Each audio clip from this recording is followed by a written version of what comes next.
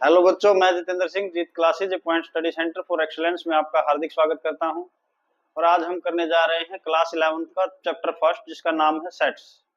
ये सेट्स शुरू करने से पहले एक छोटी सी बात मैं आपसे शेयर करना चाहूंगा कि जैसे ही आपने 10th क्लास से 11th क्लास में एडमिशन लिया और मैथमेटिक्स को एज ए सब्जेक्ट चूज किया है, तो आपको लग रहा होगा कि इस मैथमेटिक्स के अंदर बहुत सारी चीजें नई है। लेकिन बेटा, मैं आपको बता दूं कि कोई भी चीज नई नहीं होती। उस सिर्फ और सिर्फ उसका दायरा बढ़ जाता है। हमें सिर्फ उस दायरे को समझना है। तो मैथमेटिक्स में जो ये नई चीजें आपको लग रही हैं, ये बिल्कुल आसान हो जाएंगी अगर आप इनको पीछे जो आपने सीख के आए हैं, पीछे जो भी आपने सीखा है, उससे जोड़ के पढ़ेंगे। तो आई होप मेरी बात आपको समझ में आ रही होगी। तो हम बात करते हैं सेट्स की। तो देखिए, सबसे पहले बात करते हैं कि ये जो सेट्स है, ये हम क्यों पढ़े। ये सेट्स जो है, ये हम क्यों पढ़े। सबसे पहली बात क्या है, सेट्स जो है उसको हम क्यों पढ़े।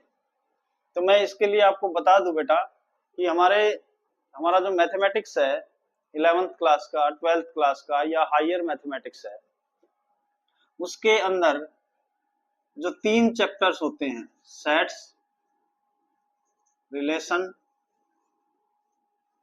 और फंक्शन, ये हमारे पास क्या है 11th में 3 चैप्टर्स हैं। जो ये 3 चैप्टर्स हैं, पूरा हायर मैथमेटिक्स इनके ऊपर डिपेंड करता है।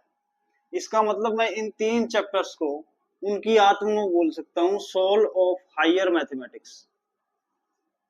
ये कहीं लिखा नहीं है बेटा, मेरे वर्ड है, हायर मैथमेटिक्स।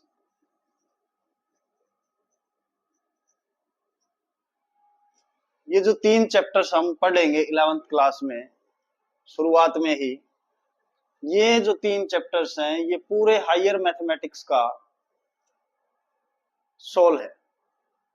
सोल कैसे है, मैं वो बता देता हूं आपको कि जो भी आप इनसे अलग 11th क्लास में, 12th क्लास में या हायर स्टडीज में, मैथमेटिक्स की हायर स्टडीज में आप पढ़ोगे, जो भी चैप्टर पढ़ेंगे, जो भी टॉपिक पढ़ेंगे, उनमें कहीं ना कहीं इन तीनों का यूज जरूर होगा। उनकी इनकी इन तीनों में से किसी न किसी की बात जरूर होगी। तो इसलिए मैंने इसको क्या बोला है, soul of mathematics, higher mathematics बोला है। अब बात है कि ये जो सेट है, ये सेट जो है, अब ये 3 हमारे पास चैप्टर थे, इनमें से जो सेट है, ये इन तीनों का बेसिक है, बेसिक कंसेप्ट है। तो ये अगर हमें समझ में आ गया अच्छे से, तो हमें रिलेशन समझ में आएगा। और अगर दोनों समझ में आ गए, सेट और रिलेशन, तो हमें फंक्शन समझ में आएगा। और ये जो फंक्शन है, हर चैप्टर में, हर टॉपिक में आप फंक्शन का की बात करेंगे और उसका यूज करेंगे। तो देखिए, सबसे पहले मैं, अगर यहाँ ये जो 3 चैप्टर्स हैं, इसको अगर मैंने तीनों को क्या बोल दिया, सोल ऑफ हायर मैथमेटिक्स बोल दिया, तो मैं सेट्स को इसकी स्पार्क बोल सकता हूँ, स्पार्क ऑफ दैट सोल। जो सोल मैंने ली है, जो मैथमेटिक्स की आत्मा है, उसकी जो ये स्पार्क है, हमारा सेट है। तो इसका मतलब ये हुआ कि मुझे पहले सेट समझ में आना चाहिए, तब मैं फंक्शन तक पहुंचूंगा रिलेशन से होकर। और अगर मुझे फंक्शन समझ में आ गया, तो मुझे मैथ समझ में आ जाएगा। मैथ के जो ज्यादातर टॉपिक्स हैं, वो फंक्शन से रिलेटेड होते हैं। और अगर मुझे फंक्शन समझ में आ गया, तो वो टॉपिक्स जो है मेरे लिए बिल्कुल आसान हो जाएंगे। और अगर मुझे फंक्शन समझना है, तो उससे पहले मुझे रिलेशन और सेट करना पड़ेगा। और सेट करने के लिए आपको मेरे साथ बना रहना पड़ेगा। तो अभी देखिए, मैं बात करता हूँ सेट्स की, कि सेट्स होते क्या हैं। तो जो सेट होता है, set A well defined collection of things होता है बेटा, ठीक है। तो इस डेफिनेशन को अगर हमें समझना है, तो एक वर्ड है ग्रुप। और ग्रुप के नाम से ही हम समझ जाएंगे कि ग्रुप का मतलब क्या है। बिल्कुल आसान सी बात है, ग्रुप का मतलब है कोई चीजें हैं, उनको हमने क्या कर रखा है, इकट्ठा कर रखा है। यानी मैं इसको बोल सकता हूं गैदरिंग, गैदरिंग ऑफ समथिंग, या फिर मैं बोल सकता हूँ थिंग्स। जब भी हम ग्रुप की बात करें तो हमारे दिमाग में एक ही बात आती है कि बहुत सारी चीजें हैं और उनको इकट्ठा कर दिया गया है। अब जो चीजें हैं वो कैसी चीजें हैं, वो कुछ भी हो सकता है। नंबर हो सकते हैं कुछ, या फिर पीपल हो सकते हैं, या फिर क्लोथिज हो सकते हैं,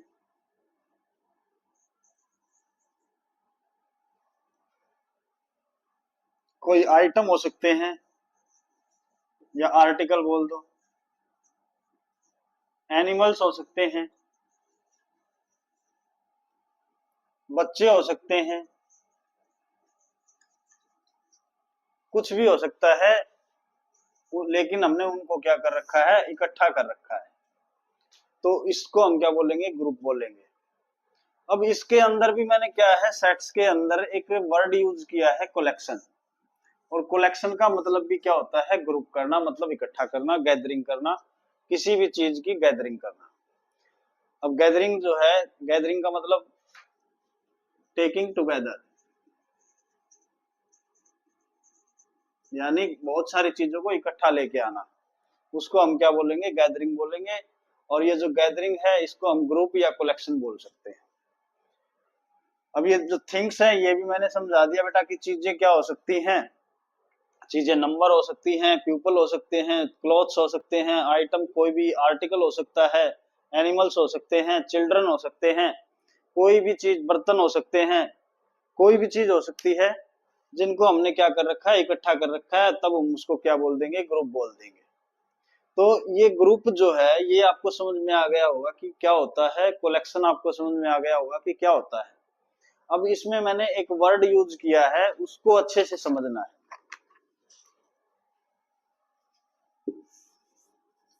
तो ये ग्रुप की बात थी। हमने आधी, हमारी जो स्टेटमेंट है, आधी जो हमारी डेफिनेशन है उसको हमने कर लिया। अब बात रह गई सिर्फ एक वर्ड की, वेल डिफाइंड की। ये वेल डिफाइंड होता क्या है। कलेक्शन हमने कर लिया, कलेक्शन ऑफ थिंग्स, यानी चीजों को इकट्ठा कर दिया। और चीजें कौन सी हो सकती हैं, कुछ भी हो सकता है, हमें बस चीजों को इकट्ठा करना है। अब बात रह गई वेल डिफाइंड की।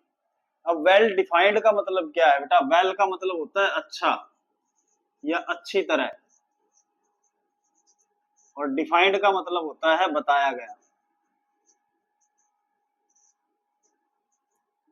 या समझाया गया।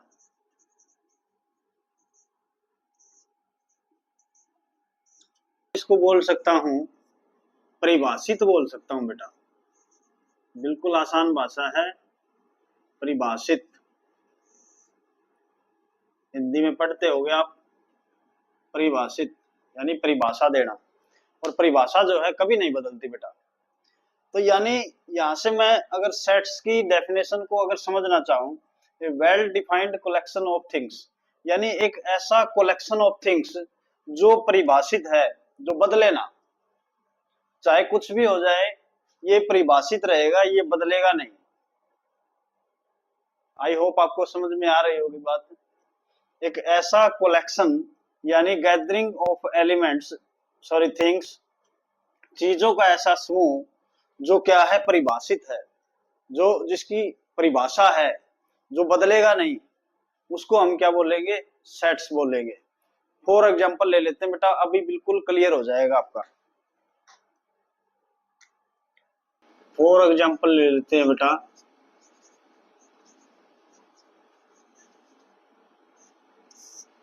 Days of week.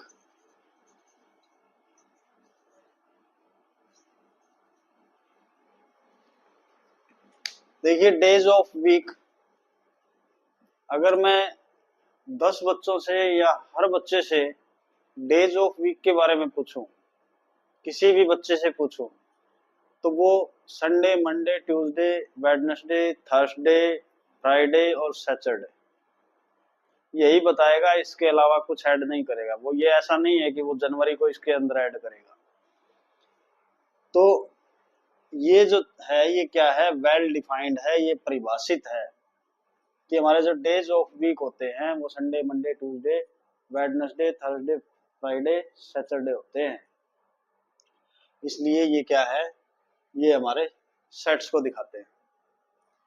फिर अगर जैसे मैं आपसे कहूं कि वावल्स बताओ, अल्फाबेट, अल्फाबेट हमारे जो इंग्लिश अल्फाबेट है उनके अंदर वावल्स बताओ, तो आप कहोगे ए ई आई ओ यू। कोई दो राय नहीं है, कोई सोचना नहीं पड़ रहा। तो जहां भी आपको लगे कि मतलब ये जो ग्रुप में बना रहा हूं, ये मैं जो कलेक्शन बना रहा हूँ, ये मैं जो चीजें इकट्ठी कर रहा हूँ, वहां मुझे सोचने की जरूरत नहीं है, मैं सीधा आंसर दे दूंगा। तो वो जो है, और लेकिन वो जो मैं आंसर दूंगा वही दूसरे का आंसर होना चाहिए, वही वही आंसर तीसरे का होना चाहिए, वही आंसर हर किसी का होना चाहिए, लेकिन सेम कॉन्टेक्स्ट। जो मैं एक एक ही बात पे चल रहे हैं, उसी बात के अंदर सबका आंसर सेम आना चाहिए और बगैर सोचे। तो उसको हम क्या बोलेंगे, उस कलेक्शन ऑफ थिंग्स को सेट बोलेंगे। देखो बेटा, ग्रुप और सेट में फर्क आ गया। ग्रुप का मतलब है किसी भी, कोई भी चीज ले लो, कोई भी, बहुत सारी चीजें हैं हमारे पास, उनको इकट्ठा कर दो, यानी हमें क्या लगानी है, डेयरी लगानी है सिर्फ। लेकिन सेट्स के अंदर वो जो डेयरी है उसके अंदर सिलेक्शन का काम आता है। हमें सेलेक्ट करनी पड़ती हैं चीजें कि कौन सी चीज इस ग्रुप में हम रख सकते हैं और कौन सी इस ग्रुप में नहीं रख सकते। अब इसी डेफिनेशन को हम नए सिरे से पढ़ते हैं बेटा। इसी डेफिनेशन को हम थोड़ा सा और एक्सप्लेन करते हैं ताकि ये डेफिनेशन और भी क्लियर हो जाए, बात हमारी अधूरी ना रहे। देखिए, मैंने अभी आपको बोला था कि ये कलेक्शन ऑफ थिंग्स का मतलब है ग्रुप। तो यानी मैं इसको लिख सकता हूं, एक ग्रुप ऑफ थिंग्स। और थिंग्स क्या हो सकती हैं, वो मैंने बताया था आपको। वो नंबर हो सकती हैं, पीपल हो सकते हैं, ट्रीज हो सकते हैं, क्लॉथ्स हो सकते हैं, और चिल्ड्रन हो सकते हैं, डेज हो सकते हैं, अभी बताया, मंथ्स हो सकते हैं। तो मतलब ऐसे कुछ भी हो सकता है, एक्सेट्रा लिख देते हैं। तो एक group of things which is well defined. Well defined को मैं क्या बोल सकता हूं, which are related to each other,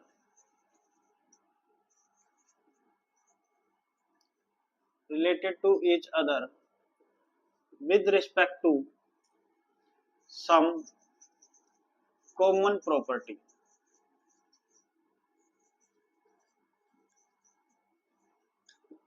तो देखो बेटा, जो भी हमने ग्रुप बनाया है, चाहे वो किसी भी चीज का है, उसके जो उसके जो वो जो चीजें हैं वो एक दूसरे से जुड़ी हुई होनी चाहिए विद ए कॉमन प्रॉपर्टी।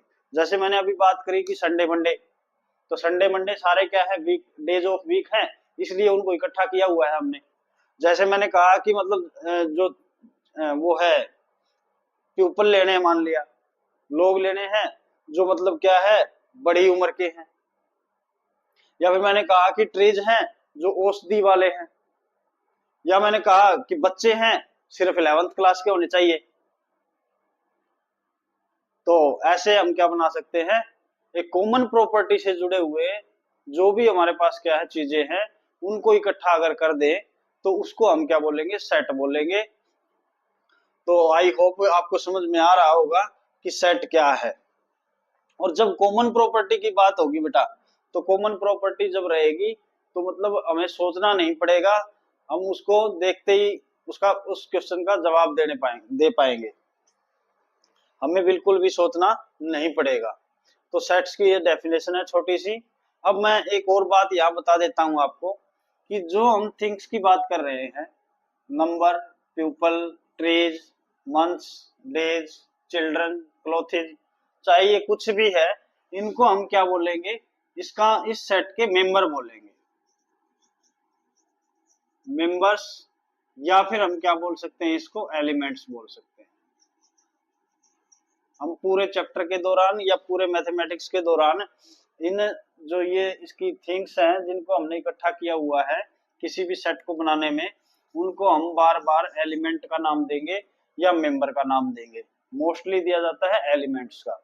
तो ये एक बात आपको नोट कर लेनी है। अब मैंने अभी आपसे कहा था कि आपको सोचना ना पड़े जब आप उन चीजों को इकट्ठा कर रहे हैं, उस ग्रुप के बारे में आप बता रहे हैं, तभी वो क्या होगा, सेट होगा। अब सोचना कहाँ पड़ेगा वो भी हम देख लेते हैं।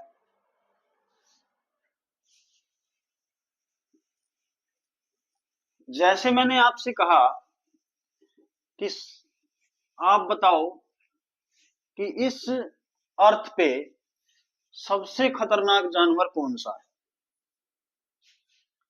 तो बेटा 10 बच्चों से पूछोगे तो 10 बच्चों के अलग अलग जवाब मिलेंगे। तो इसका मतलब ये हो गया कि उन्हें सोचना पड़ा है। मैं कहूं कि मतलब सबसे ईमानदार आदमी कौन है, गांव में, शहर में, आपकी गली में, आपके आस पड़ोस में, आपके स्कूल में कौन सबसे ऑनेस्ट बच्चा है। तो मतलब सबके क्या होंगे, जवाब अलग अलग होंगे। तो ऐसे जब भी बात सोचने की आ जाए या फिर एक बदलाव महसूस हो मतलब आंसर में, हर किसी का जो आंसर है वो अलग आए, तब हम उस कलेक्शन को कभी भी क्या नहीं मानेंगे, सेट नहीं मानेंगे। ठीक है, तो ये भी आपको समझ में आ गया होगा। यानी मैं ये कह सकता हूं बेटा कि कलेक्शन जो है, collection of qualities, collection of qualities यानी गुणों को अगर इकट्ठा करें, गुणों के बारे में अगर हम कोई सेट बनाने की कोशिश करें तो वो सेट नहीं बन पाएगा। फिर इसके अंदर बात करते हैं कलेक्शन ऑफ क्वालिटीज यानी गुणों की, और गुण जब भी गुणों की बात होगी तो वो सेट नहीं बनेगा। और गुणों में क्या क्या आता है, कौन कौन से गुण हो सकते हैं, ऑनेस्ट, यानी आपसे पूछा जाए मोस्ट ऑनेस्ट पर्सन बताइए, या फिर आपसे पूछा जाए कि कोई गुड प्लेयर बताओ, सबकी नजर में अलग अलग होते हैं। आपसे पूछा जाए कि सबसे काइंड पीपल बताओ, तो सबके दिमाग में अलग अलग रहता है। सबसे खतरनाक जानवर बताओ, तो वो भी अलग अलग रहता है।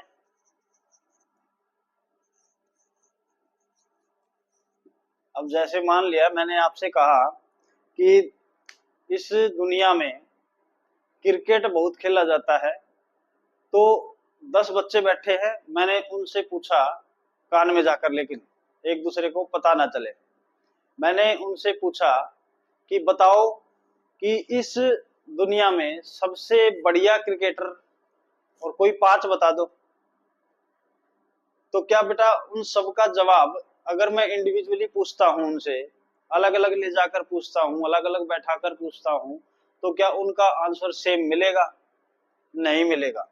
तो इसलिए इसको हम क्या बोलेंगे, सेट नहीं बोलेंगे। तो यानी जो भी क्वालिटीज का कलेक्शन है, ये जो कलेक्शन है ये कभी भी सेट नहीं होता, ये बेटा सेट नहीं होता। इसको और एक छोटी सी परिभाषा मैं दे देता हूं ताकि आपको सेट बिल्कुल समझ में आ जाए। इसके बाद हमारा सेट का जो इंट्रोडक्शन है वो हो जाएगा, फिर हम इसके अंदर बात करेंगे इसकी इंपॉर्टेंट चीजों की। तो देखिए यहाँ जो है मैं इसको ये बोल सकता हूं कि हमारा जो पॉइंट ऑफ व्यू है, पॉइंट ऑफ व्यू है, can not be change, can not be change. हमारा पॉइंट ऑफ व्यू जो है वो चेंज नहीं हो सकता, या होना चाहिए जब हम किसी ग्रुप को सेट बोल रहे हैं। यानी मैं ये कह रहा हूं कि पर्सन टू पर्सन, यानी एक व्यक्ति से पूछो चाहे आप 1000 बच्चों से, व्यक्तियों से पूछो, वो जो आंसर आएगा, वो जो ग्रुप बताएगा वो सारे क्या बताएंगे, एक जैसे ही बताएंगे। तो यानी पॉइंट ऑफ व्यू जो है वो चेंज ना हो, यानी मैं ये कह सकता हूं कि person to person view change ना हो। View does not change person to person.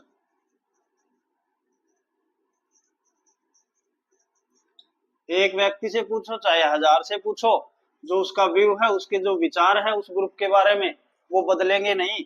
वो सारे क्या बताएंगे, वो एक जैसी ही बातें बताएंगे, बिल्कुल एक जैसी। तो उसको हम तब उस ग्रुप को हम क्या बोल देंगे, सेट बोल देंगे बेटा। ये था हमारा सेट का इंट्रोडक्शन। अब इसके बाद बात कर रहे हैं हम इसकी कुछ नोटेशंस की, कि हम इसके अंदर कौन कौन सी नोटेशन यूज करने वाले हैं। फिर हम इसके अंदर करेंगे रिप्रेजेंटेशन ऑफ सेट, और फिर करेंगे टाइप ऑफ सेट। तो ये मेरे ख्याल से अब सेट समझने में तो दिक्कत नहीं होगी, क्योंकि इतना अच्छे से समझा दिया है, बिल्कुल एक एक बात आपको बता दी है। अब सेट की नोटेशंस की बात कर लेते हैं, हम कौन कौन सी नोटेशन इसके अंदर यूज करने वाले हैं। नोटेशंस देखिए, सबसे पहले मैंने कहा कि मतलब जो ग्रुप होता है उसको हम सेट तब बोलेंगे जब उसके जो एलिमेंट्स है, एलिमेंट्स की बात की थी हमने, जब उसके एलिमेंट एक कॉमन प्रॉपर्टी से जुड़े हो। तो जो भी एलिमेंट है और सेट है, दोनों को हमें डिफरेंशिएट करना है। पहले एलिमेंट को हमेशा हमेशा स्मॉल लेटर में लिखना होता है,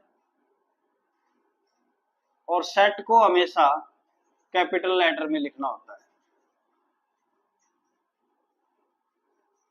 जैसे मान लिया बेटा, मैंने आपसे कहा कि आप वावल्स बताओ इंग्लिश में, तो आपने कहा A E I O U। अब ये जो सारे एलिमेंट्स हैं उस सेट के हैं जिसकी मैं बात कर रहा हूँ। जिस मैंने कहा कि एक ऐसा सेट बनाइए जिसके अंदर क्या आए, अल्फाबेटिकल हमारे वावल्स आए। तो आपने कहा ये आएंगे। तो हमेशा जब भी अब एलिमेंट लिखेंगे, तो अब मैं इनको ऐसे भी तो लिख सकता था, A E I O U, लेकिन ऐसे नहीं लिखना है क्योंकि ये एलिमेंट है। एलिमेंट हमेशा क्या होंगे, स्मॉल लेटर में आएंगे। सेट जो है वो कैपिटल लेटर में आएगा। सेट को हम कैसे लिखेंगे, capital A B C D, कोई भी सेट है उसका नाम, हमारी मर्जी है हम उस सेट का क्या नाम दे रहे हैं। ABC, जो भी आप कहो, XYZ, आपकी जो मर्जी, आप कुछ भी लिख सकते हैं सेट, लेकिन दे रखा होगा तो वही रहेगा, वरना आप अपनी ओर से कुछ भी ले सकते हैं। अब मैं क्या बता रहा था कि ये जो एलिमेंट्स हैं वो इस सेट के एलिमेंट है, ठीक है। तो नोटेशन में खाली यही है कि ये जो एलिमेंट्स है ये इस सेट के एलिमेंट है, तो हम इसको कैसे लिखेंगे। तो हम इनको ऐसे लिखेंगे कि चाहे आप इनमें से कोई भी ले लो, मान लिया ए ले लिया हमने। अब ये ए जो है उस सेट से बिलोंग कर रहा है जिस सेट की मैं बात कर रहा हूं। मान लिया मैंने कहा कि ए जो है, A is the set in which vowels of alphabet, English alphabet are taken. तो इसका मतलब ये हो गया कि ए जो है मेरा सेट है जिसके अंदर क्या है, वावल्स है इंग्लिश के, और ए भी एक अल्फाबेट है और वो क्या है, वावल है। तो इसका मतलब ए जो है वो किस में है, ए में। तो इसका मतलब क्या हो गया, ए जो है बिलोंग कर रहा है ए से। तो इसका मतलब मैं इसको लिख सकता हूं, देखो ये एक रिप्रेजेंटेशन एंड नोटेशन है जिसका यूज हम किसके लिए करते हैं, ए बिलोंग्स टू ए, या फिर मैं बोलूं कि A is the element of A. Element की जगह मैंने बताया था आपको मेंबर भी लिख सकते हैं, मेंबर भी लिख सकते हैं। तो ये हमारी क्या थी, नोटेशन थी, छोटी सी, बिल्कुल आसान सी, कि कोई भी एलिमेंट जिसकी हम बात कर रहे हैं और जिस सेट की बात कर रहे हैं, तो वो जो एलिमेंट है वो क्या होगा, उसका उससे बिलोंग करेगा। ऐसे ही अगर मान लिया यहाँ मैंने सेट लिया हुआ था, मैंने कहा कि मतलब A is a set in which vowels are taking together, और मैंने क्या ले लिया, मैंने कहा कि मतलब मेरे पास एक क्या है, अल्फाबेट है एफ। तो एफ जो है क्या उस सेट ए में मिलेगा, नहीं मिलेगा। नहीं मिलेगा तो उसको कैसे लिखेंगे, ये तो था बिलोंग्स का निशान। अब इसको हम क्या करेंगे, काट देंगे तो क्या हो जाएगा, ये डज नॉट बिलोंग्स का सिंबल हो जाएगा और ये बिलोंग नहीं करेगा ए से। तो जब भी आपको लगे कि मतलब कोई एलिमेंट है वो उस सेट से बिलोंग कर रहा है जिस सेट की हम बात कर रहे हैं, तो बिलोंग्स टू लगा दो। अगर आपको लग रहा है कि वो बिलोंग नहीं कर रहा तो बिलोंग वाले को क्या कर दो, काट दो। ऐसे तिरछा काटना है लेकिन। तो क्या हो जाएगा, F does not belongs to A. तो ये स्मॉल नोटेशन थी जो हमें यूज करनी है बार बार। इसके बाद आपके लिए बेटा एक छोटी सी बात है, आपके लिए क्वेश्चन है। आप 10th करके आए हैं तो आपको पता भी होगा। मुझे एक सेट बनाना है, मुझे एक सेट बनाना है जिसके अंदर मुझे इवन प्राइम नंबर चाहिए, सारे के सारे, सारे के सारे इवन प्राइम नंबर चाहिए मुझे। तो बताओ उस सेट के अंदर कौन कौन से एलिमेंट आएंगे, कमेंट सेक्शन में जरूर बताएं। इसके बाद बात करते हैं बेटा रिप्रेजेंटेशन की। रिप्रेजेंटेशन कैसे करेंगे,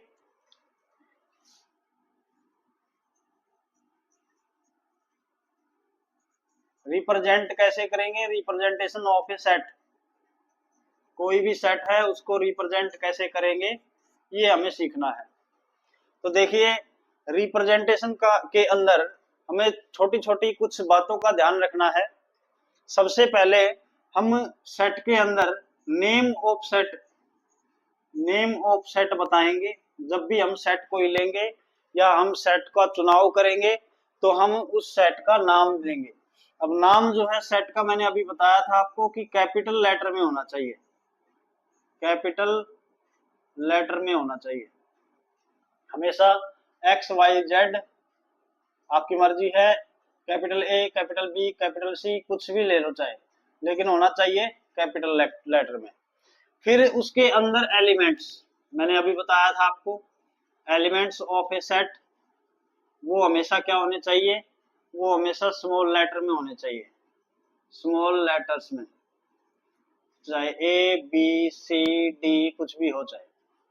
अब वो बात अलग है हमारे पास क्या है, नंबर है या किसी का नाम है, वो बात अलग हो जाती है। लेकिन जब तक हमारे पास element of A set A B C यानी अल्फाबेट की बात कर रहे हैं तो स्मॉल लेटर में लिखेंगे। फिर उसके बाद हम उस सेट को करली ब्रैकेट से बंद करेंगे, क्लोजिंग ऑल द एलिमेंट्स बोलेंगे, closing all the elements in करली, या फिर मैं बोल सकता हूं मिडल, मिडल ब्रैकेट।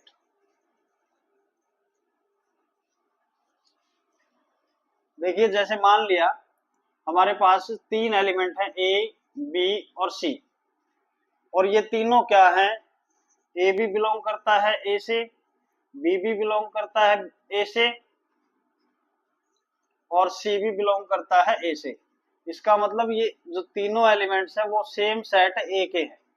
तो मैं इसको कैसे लिखूंगा, देखो सबसे पहले तो क्या है, name of set, name of set हो गया ए। अब एलिमेंट्स क्या है हमारे, ए बी और सी ऐसे लिखेंगे।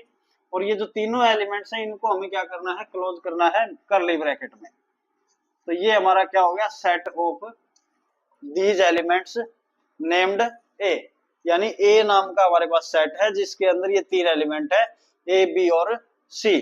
तो बिल्कुल आसान सी बात है, ये हमारा क्या था, रिप्रेजेंटेशन ऑफ ए सेट।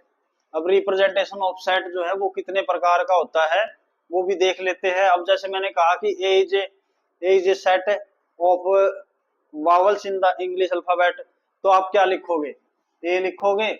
और इंग्लिश अल्फाबेट के क्या लेने हैं हमें, हमें लेने हैं वावल्स। तो ए ई आई ओ यू, ये एलिमेंट्स आप इसके अंदर क्या कर दोगे, बंद कर दो। मैंने कहा कि ए एक ऐसा सेट है जिसके अंदर हमारे नेचुरल नंबर है और नेचुरल नंबर भी हमारे 10 से छोटे हैं। तो मैं सेट ले लिया जैसे ए, ये अलग अलग है बेटा, अलग बात है, ये बात अलग थी हमारी, अल्फाबेट की बात थी, यहाँ हमारे पास नेचुरल नंबर की बात है। तो ए जो सेट है उसके अंदर मैंने कहा कि 10 से छोटे क्या है, नेचुरल नंबर है। तो नेचुरल नंबर 1 2 3 4 5 6 7 8 और 9, इससे आगे हम जा नहीं सकते क्योंकि मैंने कहा था कि एलिमेंट्स जो है 10 से छोटे हैं। तो ऐसे हम क्या है किसी भी ग्रुप को सेट बना सकते हैं, लेकिन हमें पता होना चाहिए वो कॉमन प्रॉपर्टी क्या है। अब जैसे मैंने यहाँ कहा कि 10 से छोटे होने चाहिए, अब ये सारे 10 से छोटे हैं, इसका मतलब ये जो है इस कॉमन प्रॉपर्टी से जुड़े हुए हैं कि ये 10 से छोटे हैं। ये अल्फाबेटिकल लेटर है, लेकिन ये सारे क्या है, वावल्स है। तो वावल्स है तो इसका मतलब ये सारे इस कॉमन प्रॉपर्टी से जुड़े हुए हैं। तो ये थी हमारी रिप्रेजेंटेशन ऑफ ए सेट कि कैसे उसको रिप्रेजेंट करेंगे।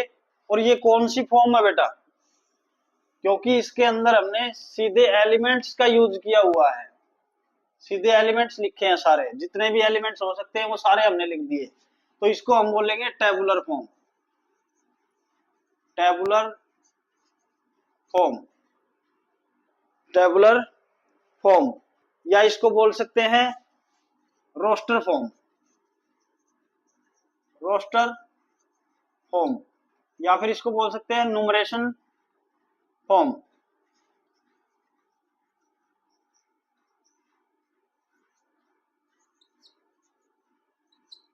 जिसके अंदर जिस रिप्रेजेंटेशन के अंदर हम सेट के एलिमेंट्स को लिखते हैं उसको हम क्या बोलेंगे, टेबुलर फॉर्म, रोस्टर फॉर्म, या फिर न्यूमरेशन फॉर्म।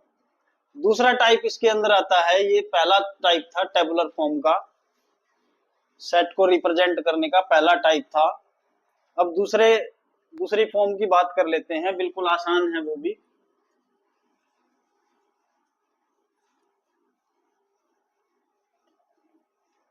दूसरी जो फॉर्म है उसको बोलते हैं set builder form,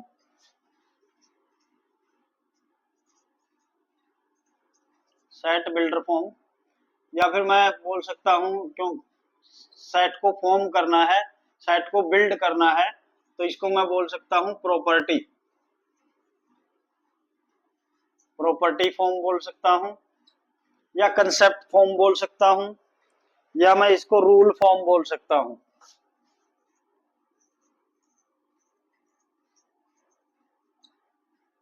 set builder form, property form, या फिर रूल फॉर्म। यानी मैं रूल बताऊंगा यहाँ, एलिमेंट्स नहीं बताऊंगा, यहाँ क्या बताऊंगा, रूल बताऊंगा सेट को बिल्ड कैसे करना है। तो जैसे मैंने कहा कि अगर मैं लिखता हूं A is a set, A is a set in which natural numbers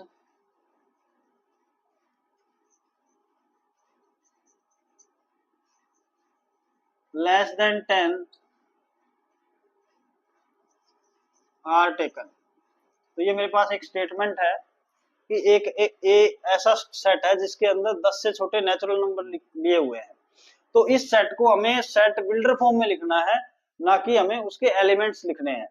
तो मैं क्या लिखूंगा, देखो ए इज ए सेट, एक मैंने बताया था उसका नाम होना चाहिए कुछ ना कुछ, फिर आएगी करली ब्रैकेट। अब A is a set in which natural number less than 10 are taken, हमें एलिमेंट्स नहीं लेने हैं, लेकिन हमें ये जरूर पता है कि 1 2 3 4 5 6 7 8 और 9 ये हमारे सेट के अंदर एलिमेंट्स हैं, लेकिन हमें यहाँ सेट बिल्डर फॉर्म में लिखना है। तो ए इज ए सेट इन विच, अब ये हमारे पास नो एलिमेंट्स है, इनमें से कोई नहीं लेना है, इनमें से कोई नहीं लेना है, इनके लिए एक जनरल हमें अल्फाबेट का यूज करना है। तो मैं ले लेता हूं ए, ए सेट है जिसके अंदर कोई एलिमेंट है ए, कोई एलिमेंट का मतलब है इनमें से कोई भी, सच दैट, इनमें से कोई भी, वो कैसा है, वो नेचुरल नंबर है बेटा।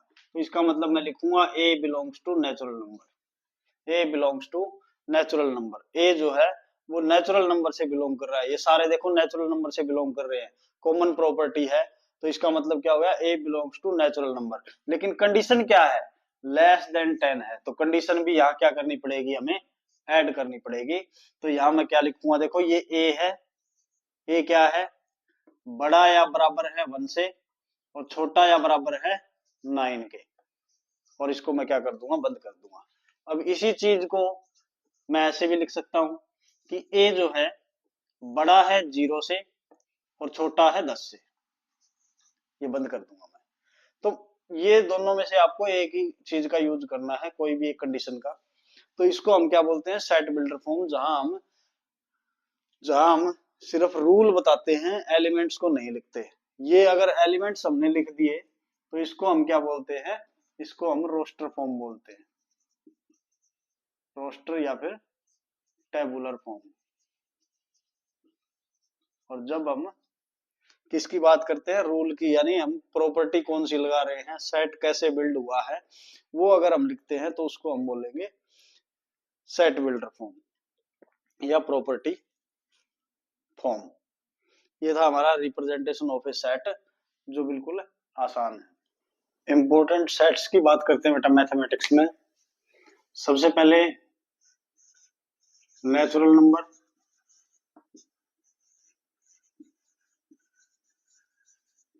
जिसको हम n से रिप्रेजेंट करेंगे बार बार। उसके बाद इंटीजर्स, जिसको हम z से डिनोट करते हैं। इसमें z पॉजिटिव और z नेगेटिव का यूज भी होगा। z पॉजिटिव का मतलब है ऑल पॉजिटिव इंटीजर्स, और z नेगेटिव का मतलब होगा ऑल नेगेटिव इंटीजर्स। इसके बाद रेशनल नंबर्स, रेशनल नंबर्स का सेट, जिसको हम क्यू से रिप्रेजेंट करेंगे, क्यू से रिप्रेजेंट करेंगे। और रियल नंबर, रियल नंबर के सेट को हम बार बार कैपिटल आर से रिप्रेजेंट करेंगे। अगर हमने कहीं आर पॉजिटिव लिख दिया तो उसका मीनिंग होगा ऑल पॉजिटिव रियल नंबर, और अगर हमने आर नेगेटिव लिख दिया तो उसका मतलब होगा ऑल नेगेटिव रियल नंबर्स। ऐसे ही हमारा क्या होता है, क्यू पॉजिटिव और क्यू नेगेटिव होता है, जिसमें हम पॉजिटिव रेशनल नंबर्स और नेगेटिव रेशनल नंबर्स की बात करेंगे। वोल नंबर्स,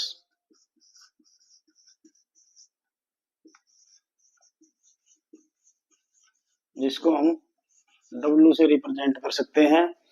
तो ये कुछ इंपॉर्टेंट सेट्स हैं जो मतलब मैथमेटिक्स के अंदर यूज करते हैं। अगर आपको natural number, integer, rational number, irrational number, real number या होल नंबर, इन सब की जानकारी है तो बहुत अच्छी बात है। अगर आपको नहीं है तो आप वीडियो सेक्शन में जाकर नंबर सिस्टम के नाम से एक वीडियो है, उसको आप पूरा देखेंगे तो आपको सारी बातें समझ में आ जाएगी। नेक्स्ट हम बात करते हैं इसके अंदर टाइप्स ऑफ सेट्स के बारे में।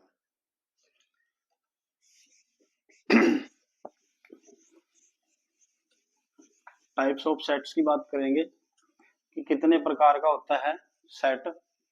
अलग अलग सिचुएशन में अलग अलग सेट बनेंगे और उनके हिसाब से ही उनके नाम होते हैं बेटा। तो यानी मैं इसको बोल सकता हूँ types of sets in mathematics. तो देखिए सबसे पहले हमारा होता है फाइनाइट सेट। बिल्कुल आसान है, कुछ ही मिनटों की बात है, आपको सारे समझ में आ जाएंगे।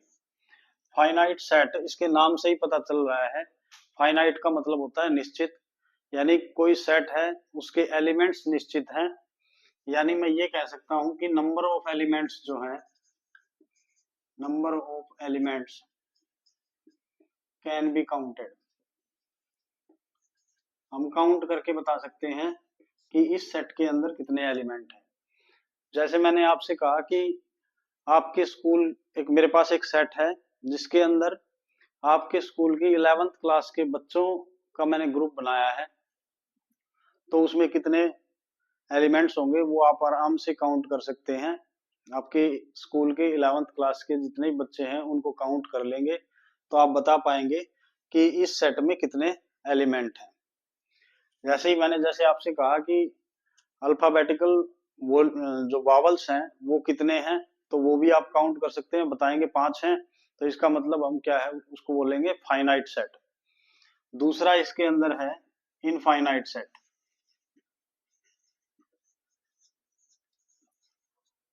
यानी नंबर ऑफ जो एलिमेंट्स हैं उनको हम काउंट नहीं कर सकते। तो ऐसे सेट्स को हम क्या बोलेंगे, इनफाइनाइट सेट बोलेंगे। जैसे मैंने कहा कि नेचुरल नंबर्स बताओ, तो आप बोलोगे कि n नेचुरल नंबर्स हैं और इसके अंदर जो एलिमेंट आएंगे वो 1 से स्टार्ट होंगे, 2 आएगा, 3 आएगा, 4 आएगा, ऐसे चलता जाएगा, लेकिन हमें ये नहीं पता कि नेचुरल नंबर खत्म कहाँ होते हैं। तो इसका मतलब ये एक क्या है, इनफाइनाइट सेट है। तो इस तरह के जितने भी सेट होंगे उनको हम क्या बोलेंगे, इनफाइनाइट सेट बोलेंगे। उसके बाद थर्ड नंबर पे आता है हमारा, थर्ड नंबर की अगर बात करें तो थर्ड नंबर पे आता है हमारा सिंगलटन सेट। बहुत ही आसान सेट है, मोस्ट इंपोर्टेंट है सिंगलटन सेट।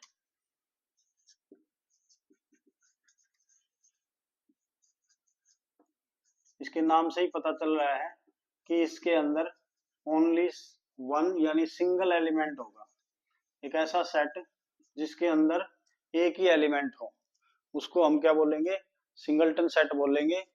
जैसे मैंने आपसे कहा कि एक ऐसा सेट है हमारे पास ए एक ऐसा सेट है जिसके अंदर कोई भी एलिमेंट, जनरल मैं ले लेता हूं एक्स, दैट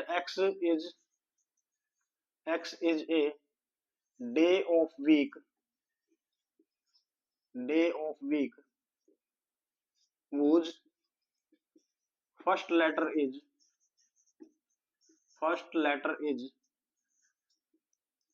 W। तो ऐसा सेट जिसके अंदर हमें सिर्फ ये बताना है कि मतलब एक एक्स एलिमेंट है, कोई भी, मैंने बताया था कि ये हमारा जनरल एलिमेंट होता है, ये कोई भी जनरल एलिमेंट होता है, क्योंकि हम यहाँ कौन सी फॉर्म ले रहे हैं बेटा, सेट बिल्डर फॉर्म। तो एक्स एक ऐसा एलिमेंट है, ये सच दैट का निशान है, इसको क्या बोलते हैं, सच दैट। जहां हम क्या करते हैं, ए को, इस एक्स को डिफाइन करते हैं, ये जनरल जो एलिमेंट हमने लिया है ये कैसा है। तो X is a day of week would first letter is W. तो डब्ल्यू से स्टार्ट होने वाला कोई एक ऐसा दिन बताओ जो हमारे सप्ताह में आता है। तो इसका मतलब हमारा एक ही आंसर होगा, वेडनेसडे। और इसके अलावा कोई एलिमेंट ऐसा नहीं है जो इसके अंदर आए, या ऐसा कोई दिन नहीं है जो इसके अंदर आए। तो ये जो सेट है हमारा ये क्या हो गया, सिंगलटन सेट। तो अब ए को हम क्या बोलेंगे, सिंगलटन सेट बोलेंगे। नेक्स्ट देखते हैं, नेक्स्ट क्या है।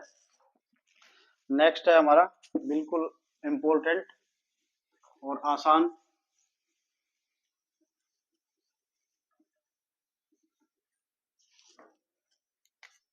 फोर्थ नंबर पे आता है हमारा एम्प्टी सेट। एम्प्टी या डल बोल सकते हैं या नल बोल सकते हैं, नल सेट। एक ऐसा सेट जो एम्प्टी है, इसके नाम से ही पता चल रहा है, यानी कोई भी एलिमेंट नहीं होगा, नो एलिमेंट। तो ऐसी भी बात हो सकती है जहां मतलब क्या हो, हमारे पास कोई एलिमेंट ना आए। तो हमें जो भी इवेंट या कंडीशन हमें दी हुई है उसके हिसाब से देखना है कि मतलब ऐसा हो सकता है या नहीं हो सकता। अगर ऐसा ना हो तो हम कह देंगे कि मतलब क्या है, वो सेट जो है एम्प्टी सेट है। जैसे मैं आपसे कहूं कि ए एक सेट है जिसका कोई जनरल एलिमेंट मैंने एक्स मान लिया, and x is such that x belongs to natural number, and condition लगा देते हैं कि x जो है 1 से बड़ा या 1 से बड़ा है और 2 से छोटा है।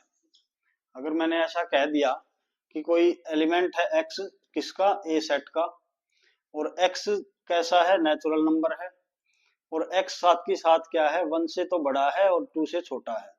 तो ऐसा कोई नंबर मुझे बताओ जो 1 और 2 के बीच में आता हो और नेचुरल नंबर हो, तो ऐसा तो होता ही नहीं है। इसका मतलब A is A empty set, और एम्प्टी सेट को हमेशा किससे दिखाया जाता है? फाई से। फाई बोलते हैं बेटा इसको, फाई या पी एच आई बोल दो। और ये जो है क्या, हमारा एम्प्टी डल या नल सेट है। बिल्कुल आसान है।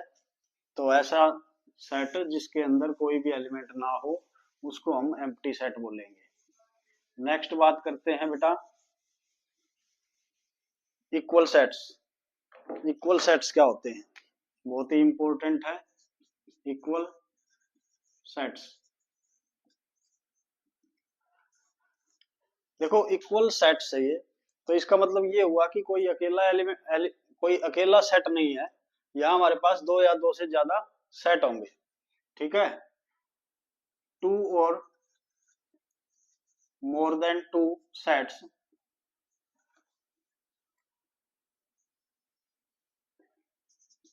टू सेट्स, उनको इक्वल कब कहेंगे? ठीक है, हैविंग सेम एलिमेंट्स। अगर हमारे पास दो सेट हैं और उनके अंदर क्या हो, सेम एलिमेंट हो, तो हम उसको बोलेंगे कि वो क्या है, इक्वल सेट है। जैसे मान लिया मेरे पास ए सेट है जिसके अंदर 1 2 3 4 एलिमेंट्स हैं, और बी सेट है मेरे पास जिसके अंदर 4 2 3 1 ये एलिमेंट्स हैं। और अब मुझे बताना है कि ये क्या है, सेट कैसे है। तो ये दोनों सेट देखो, यहाँ 1 है, यहाँ भी 1 है, यहाँ 2 है, यहाँ 2 है, यहाँ 3 है, यहाँ 3 है, यहाँ 4 है, यहाँ भी 4 है। तो इसका मतलब ए सेट और बी सेट क्या है, इक्वल है। तो ए इक्वल टू क्या हो जाएगा, बी हो जाएगा। ऐसे ही एक चीज तो ये हो गई। दूसरी चीज क्या है बेटा, देखो जैसे मान लिया ए सेट है हमारे पास और इसके अंदर एलिमेंट है एफ एल ओ डब्ल्यू, ये चार एलिमेंट्स हैं इसके अंदर। ये जो है ये क्या है, letter of the word follow, F O double L O W. मान लिया ये हमारे क्या है, इस सेट के, इस सेट में मुझे वो एलिमेंट्स लेने हैं जो इस वर्ड के लेटर हो। तो यहां मैं लिखूंगा एफ ओ एल और डब्ल्यू।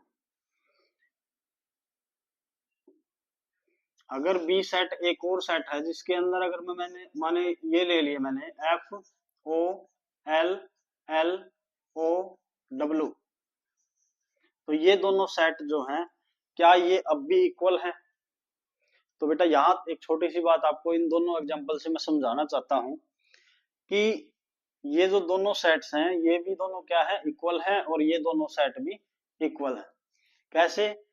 यहाँ तो अगर देखें तो यहाँ देखो क्या हो रहा है, यहाँ 1 जो पहले आया हुआ है वहां यहाँ लास्ट में आया हुआ है, यहाँ 4 जो लास्ट में है वो यहाँ फर्स्ट पे है, यहाँ 2 जो है वो 2 की जगह ही है, 3 जो है 3 की जगह है। इसका मतलब इसका क्या है, ये इसको बोलते हैं ऑर्डर, ऑर्डर ऑफ एलिमेंट्स। और यहाँ अगर देखें तो यहाँ एफ जो है एक बार, ओ जो है 2 बार, एल जो है 2 बार और डब्ल्यू एक बार। यहाँ जो है यहाँ क्या है, रिपीटिशन है, रिपीटिशन है। तो ये दोनों ही चीजें, ऑर्डर और रिपीटिशन, दोनों ही बेटा इमैटेरियल होती है। इमैटेरियल, इमैटेरियल, इमैटेरियल का मतलब होता है महत्वहीन, यानी इस बात का कोई महत्व नहीं है कि हमने कोई एलिमेंट कितनी बार लिखा है या फिर वो कौन से प्लेस पे आ रहा है, आगे पीछे हो रहा है, कोई दिक्कत नहीं है, वो क्या रहेंगे, इक्वल सेट रहेंगे।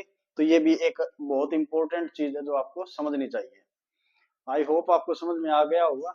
नेक्स्ट बात करते हैं,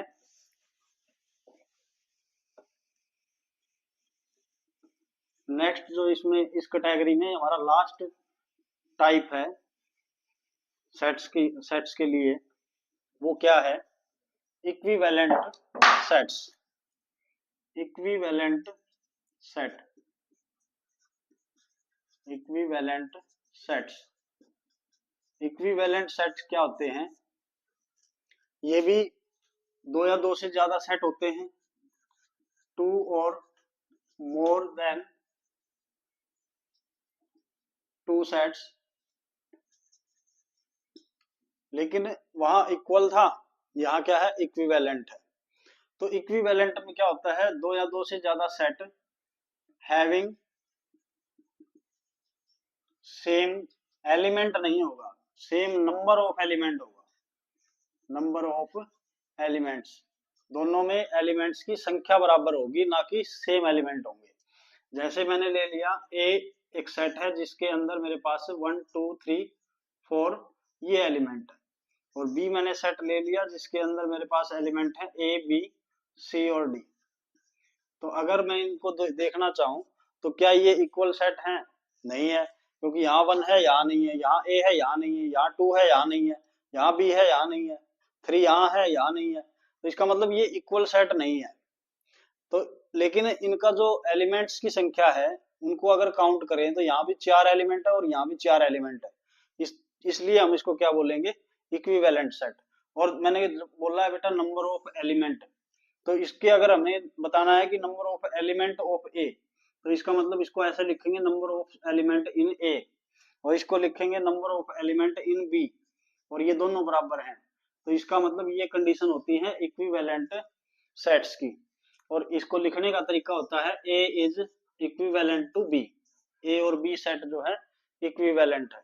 इक्वल के लिए हम क्या करते हैं, ए इक्वल टू बी लिखते हैं। तो वहां क्या होता था, ए के सारे एलिमेंट बी में होते हैं और बी के सारे एलिमेंट ए में होते हैं। यहाँ क्या है, यहाँ नंबर ऑफ एलिमेंट बराबर है, यहाँ भी 4 एलिमेंट है यहाँ भी 4 एलिमेंट है, चाहे कुछ भी हो, चाहे नाम दे रखे हो, चाहे कोई पशु दे रखे हो, चाहे आपको कुछ भी दे रखा है, बराबर होने चाहिए लेकिन दोनों में। तो अगर नंबर ऑफ एलिमेंट बराबर है तो उसको हम क्या बोलेंगे, ए इज इक्विवेलेंट टू बी।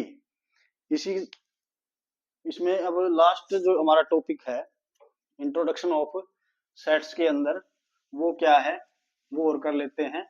छोटा सा टॉपिक है बिल्कुल,